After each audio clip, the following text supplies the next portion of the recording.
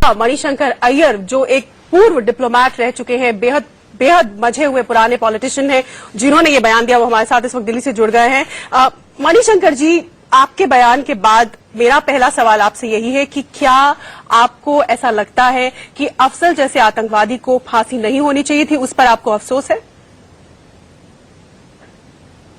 ये तो मैंने तभी कहा था, हमें अपनी निजी राय रखने की इजाजत है।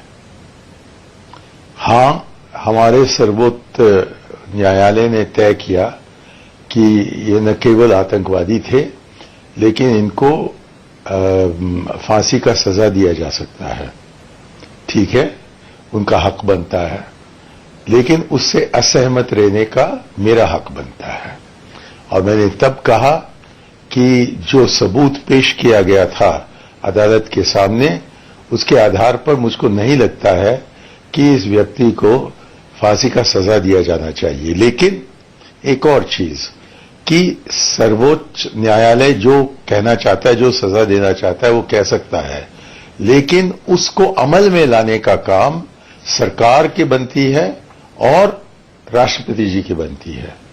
तो इनके पहले 27 लोग थे जिनको की सजा देने की का निर्णय सुप्रीम कोर्ट ने फैसला किया था। उन सबको पार करके अफजल गुरु के केस को लेकर मेरी ही सरकार, मैं मानता हूं कि मेरी सरकार थी, उन्होंने तय किया कि नहीं, इनको फौरन सजा दी जानी चाहिए, इनको क्या कहते हैं, हैंगिंग किया जाना चाहिए। तो तब भी मैंने असहमति जता की। और आज के संदर्भ में सवाल ये नहीं है कि अफजल गुरु को पुनर्जीवित करें, वो तो मर गया है, लेकिन उसकी जो अस्थि है, उसकी मांग बहुत बड़े पैमाने पर जो 3/4 सरकार है जम्मू कश्मीर में, उसकी भी ये मांग है, और जो विपक्ष के पार्टियां हैं उनकी भी मांग है कि उस अस्थि को वापस करें वादी में। और जबकि इस मामले को हमें अपने पीछे रखना हो और आगे बढ़ना हो, तो मुझको लगता है कि अस्थि को वापस करने में कोई इतराज नहीं होना चाहिए। ठीक है मणिशंकर जी, आपको अपनी निजी राय का हक है, आप कह रहे हैं, लेकिन फिर भी बड़ा सवाल ये बनता है कि वो शख्स जिसको सुप्रीम कोर्ट ने, सर्वोच्च न्यायालय ने आतंकी ठहराया, संसद पर हमले का जिम्मेदार ठहराया, जिसने खुद भी कन्फेशन किया था कि हाँ वो इसमें शामिल था, वो बातचीत के टेप्स थे, रिकॉर्ड्स थे, तमाम सबूत थे जिसके आधार पर सुप्रीम कोर्ट ने ये फैसला सुनाया, उसके बावजूद आप ये मानते हैं कि संसद पर हमला करने का जो आरोपी है उसको फांसी देना गलत था? आपको उस पर अफसोस है? ये अपने आप में काफी हैरान करता है, चौंकाता है। आपको अपनी राय का हक है, लेकिन जनता, देश की जनता के मन में ये सवाल है। देश की जनता के सवाल है, और न भूलिएगा कि कश्मीर की जनता के मन में भी ये सवाल है। मैं कश्मीर की बात कर रहा था, वहां के भावनाओं की बात कर रहा था, उस राज्य को हमारे देश में समेटने की बात कर रहा था। और मैं आपको बहुत ही जोर से कहना चाहता हूं कि कश्मीर में ये एक मांग है जो अन्य हिस्सों से उठा हुआ है, और यदि हमने इसको इनकार किया तो वो असंतुष्टि वहां रहेगी। और जहां तक कि सर्वोच्च न्यायालय का निर्णय है, मैं ये नहीं कह रहा हूं कि उन्होंने गलत फैसला किया। मेरा ये कहना है कि मेरा हक बनता है कि मैं कहूं कि मैं उससे सहमत नहीं हूं। ये मेरा हक है इस देश के बाशिंदा के नाते। लेकिन मणिशंकर जी, तब भी कहा और आज भी कह रहा हूं, मणिशंकर जी, आप एक पब्लिक पर्सनालिटी हैं, आप एक डिप्लोमैट हैं, आप एक पुराने सीनियर पॉलिटिशियन हैं, आप संसद में रहे हैं, देश की संसद में आपने कॉन्स्टिट्यूएंसी को रिप्रेजेंट किया है, आप देश के लोगों को रिप्रेजेंट करते रहे हैं, आप मंत्री रहे हैं, तो ये भी आपको निजी राय का हक तो है, लेकिन आप सीधा सुप्रीम कोर्ट पर सवाल उठा रहे हैं, और कश्मीर की जनता के अलावा पूरे देश की जनता, जिसमें ये पब्लिक ओपिनियन था कि संसद पर हमले के दोषी को फांसी होनी चाहिए, आप उस देश की जनता के ओपिनियन को पूरी तरह से नकारेंगे, ये आप कह रहे हैं? एक सांसद का कर्तव्य नहीं बनता कि वो भेड़ या बकरा बना। मेरा कर्तव्य ये है कि मैं अपना सोच भी जताऊं, और ये नहीं है कि आज अचानक मैंने ये कहा, तब भी मैंने कहा और आज भी मैं कह रहा हूं कि मैं सर्वोच्च न्यायालय का इस निर्णय पर कि उनको फांसी दिया जाए, उस पर मैंने सहमति नहीं जताई।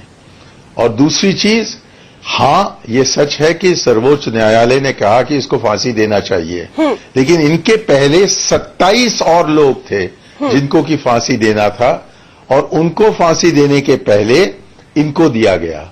वो मुझे लगता है कि सरकार के तरफ से, न्यायालय की तरफ से नहीं, सरकार के तरफ से ये एक अन्याय था कि जबकि 27 लोगों के बारे में आपने फैसला नहीं किया हो कि फांसी देना चाहिए या नहीं, इनको पकड़कर इनको फांसी देना मुझे लगता है कि सही नहीं था। तो मणिशंकर जी, तो मतलब आप सीधे तौर पर ये कह रहे हैं कि जो 10 साल तक एक मांग रही, विपक्ष कहता रहा, देश भर में आवाज उठी कि संसद पर हमले के आरोपी को फांसी होनी चाहिए, लेकिन आपकी सरकार जो यूपीए 1 और 2 थी, 10 साल तक जिसने राज किया और अपने टर्म के आखिर में 2013 में फरवरी में जाकर फांसी की सजा जो थी प्रेसिडेंट ने उसको माना और वो फांसी हुई अफजल गुरु को, तो ये 10 साल तक जो लटकी रही वो आपके और आप जैसे और लोगों के विरोध की वजह से लटकी रही?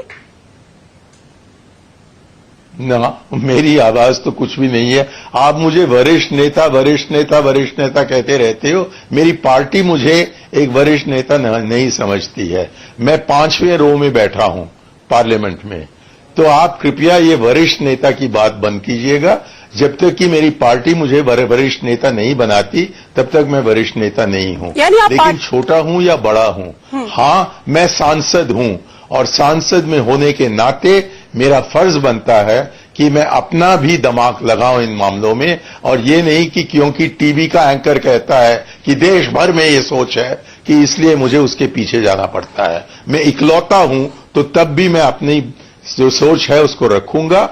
एकला चलो रे, रविंद्रनाथ टैगोर ने हमें बताया।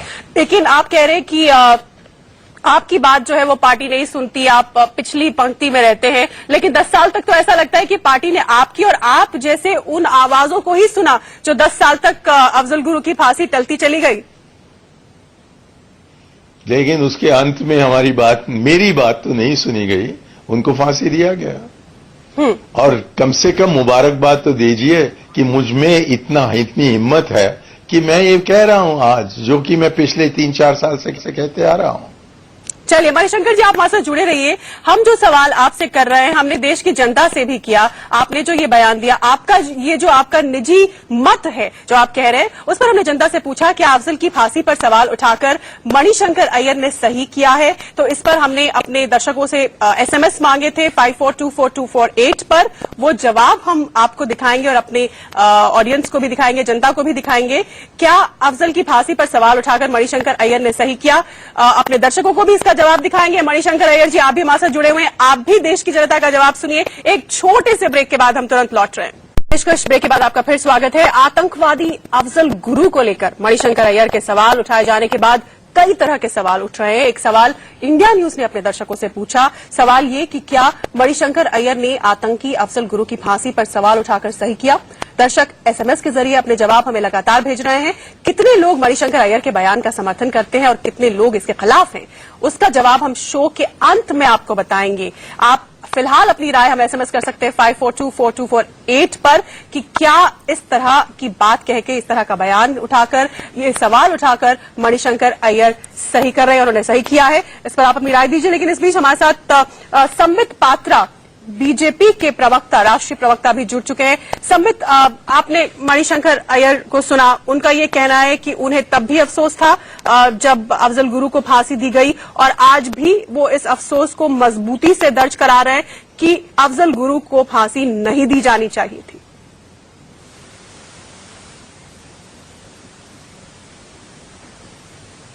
देखिए, जैसे मणिशंकर अय्यर जी का एंटाइटलमेंट है कि वो अपने व्यक्तिगत विषय को देश के सामने रख सके, ठीक उसी एंटाइटलमेंट के साथ मैं अपने व्यक्तिगत विचार को रख के कहूंगा कि आदरणीय मणिशंकर अय्यर और दिग्विजय सिंह जी के हिंदुस्तान की राजनीति पे होने पे हमें अफसोस है कि जिस प्रकार का बयान वो देते रहे हैं, चाहे मणिशंकर अय्यर हो या दिग्विजय सिंह हो, जिस प्रकार से देश के विरोध ये हमेशा से बोलते रहे हैं, इससे बड़ा अफसोस होता है कि हिंदुस्तान की राजनीति में ऐसे भी नेता हैं।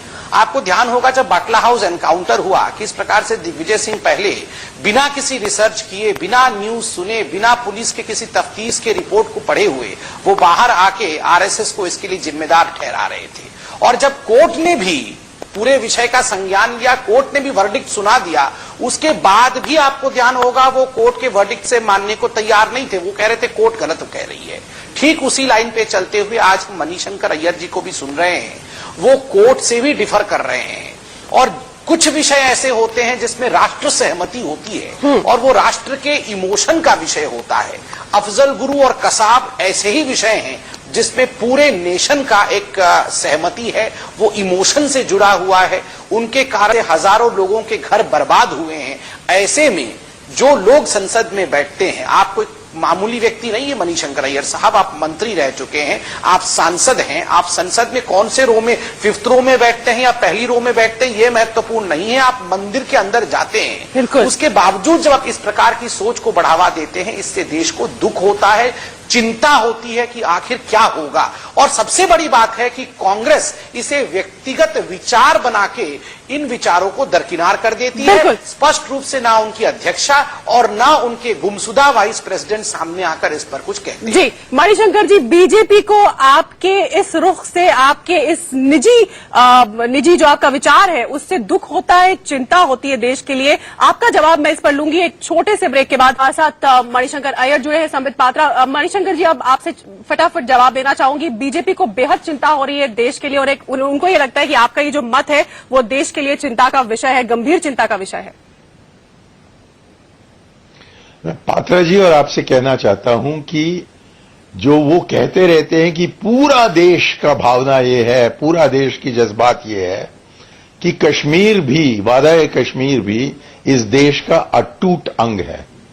और यदि आप अपना कैमरा वहां ले जाएं वादी में, और हर एक फिरका तकरीबन आपको बताएगा कि अफजल गुरु की अस्थि वापस यहां आनी चाहिए। आपने उनको फांसी दे दिया है, लेकिन अब कम से कम उनकी अस्थि यहां वापस भेजिएगा। और मैं उस जज्बात को मानते हुए कहता हूं कि बाकी जो भी विषय हो, उस सब का अंत लाया गया था उस क्षण पर जबकि उनको, अफजल गुरु को फांसी दी गई थी। अब उनको पुनर्जीवित नहीं कर सकते हैं। लेकिन जबकि वादी की मांग ये है कि अस्थि वापस किया जाए, उसको तो हम कम से कम माने। चलिए, अब ये आपका रुख है और इस पर जनता का क्या कहना है वो भी हम दिखाएंगे आखिर में। लेकिन संक्षेप में आखिर में फिरदौस टाक हमारे साथ, पीडीपी के नेता, जम्मू से जुड़ गए हैं। टाक साहब, आपके विरोधी ये कह रहे हैं कि अब आपको अफजल गुरु की अस्थियों का स्मरण हो रहा है, आप उसकी मांग पुरजोर तरीके से उठा रहे हैं, लेकिन आप जब बीजेपी के साथ सरकार बना रहे थे तो कॉमन मिनिमम प्रोग्राम में इस बात को क्यों नहीं शामिल कराया? उस वक्त कोई समझौता या सहमति क्यों नहीं बना ली? ये आपके विरोधी कह रहे हैं वादी में। अब इस पर राजनीति क्यों कर रहे हैं? देखिए, इसमें राजनीति, पीपुल्स डेमोक्रेटिक पार्टी कभी भी इन मसलों पे जो है राजनीति नहीं करती है। बीजेपी के साथ जो है हमारा अलायंस जो हुआ है, जो हमारे बीच में एग्रीमेंट हुआ है, जिन भी मसाइल पे एग्रीमेंट हुआ है वो मसाइल जो है हमने एजेंडा फॉर अलायंस या कॉमन मिनिमम प्रोग्राम कर लीजिए, उसमें हमने वो बात साफ वाज़ेह की हुई है। हम ये अलायंस हुआ ही उसी चीज के लिए कि हम वो 6 सालों में जो है वो एग्रीमेंट कर पाए। ये राजनीति की बात नहीं है। अफजल गुरु पे हम, जो हमारा पार्टी का स्टैंड था वो तब भी वही था जब हम अपोजिशन में थे, और आज हम गवर्नमेंट में हैं, आज भी वही है। तो हम इन चीजों पे राजनीति नहीं करते। ठीक है, और प्रधानमंत्री ये कहते हैं कि हर बयान का जवाब देना जरूरी नहीं, और ये भी जरूरी नहीं कि हर बयान का पीडीपी के बयान से हम सहमत हों।